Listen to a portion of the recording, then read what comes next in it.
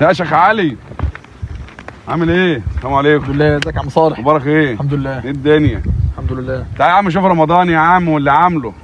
رمضان مين؟ رمضان بتاعنا؟ رمضان بتاعنا. مش فاهم يعني ايه اللي عامله يعني؟ يوه ده عامل بلاوي سودا.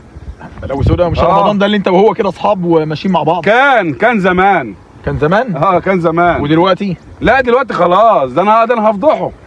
تفضحه؟ هفضحه والله صدقني يا ابني. ده انا كنت شايفكم مع بعض على طول وماشيين مع بعض وكويسين مع بعض يا باشا اصبر بس بالليل كده وبص هتلاقي النت مليان عنه كل حاجاته. ما شاء الله ما شاء الله والله. طب انا عايز اقول لك على حاجه افكرك بيها قبل ما تخش على النت. ازاي بقى؟ ماشي. وتحاول تفضح. اولا ده صاحبك، وبعيد عن ان هو صاحبك انت كده خاين للامانه. لان المسلم الامين ان لو استؤمن على مال او كلمه او اي شيء بيفضل محافظ على هذه الامانه. والله عز وجل يقول: يا ايها الذين امنوا لا تخونوا الله والرسول وتخونوا اماناتكم وانتم تعلمون. انت كده خاين الامانه. لان هو وانت كويس معاه كان بيفضفض معاك ويديك سر ويقول لك انا حصل مني كذا وكذا، على اساس ان يلاقي صاحبه اللي بيحاول يحاج عليه ويصبر ويحاول يقول له نصيحه والكلام ده كله.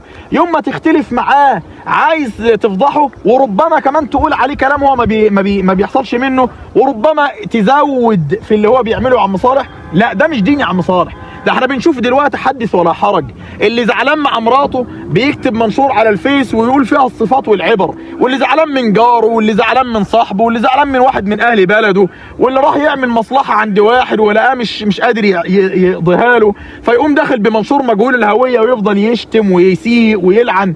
يا اخوانا والله العظيم، والله لو وقفنا مع نص حديث النبي اللي انا هقوله دلوقتي لنترعب من الموقف. النبي عليه الصلاة والسلام بيقول لنا يا عيد إن الرجل لا يتكلم بالكلمة من سخط الله لا يلقي لها بالا فيهوى بها في النار 70 خريفا. كلمة واحدة تقولها على أخوك المسلم أو كلمة واحدة تقولها في غير مرضاة الله تهوى بها في النار 70 خريف. امال بقى ما بالك اللي بيجيب صورة واحد ويقول ده عمل وسرق وربما ما يكونش عمل. يا اخي ده حتى لو عمل بالفعل كل الصفات اللي انت ذكرتها فانت انسان فاسد، انسان خائن للامانة. ليه؟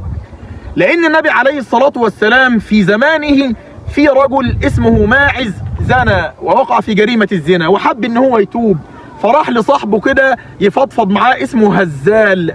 فهزال ما ضروش، لكن قال له روح طهر نفسك وروح للنبي احكي له، او روح وبعد كده سمع كلامه بالفعل.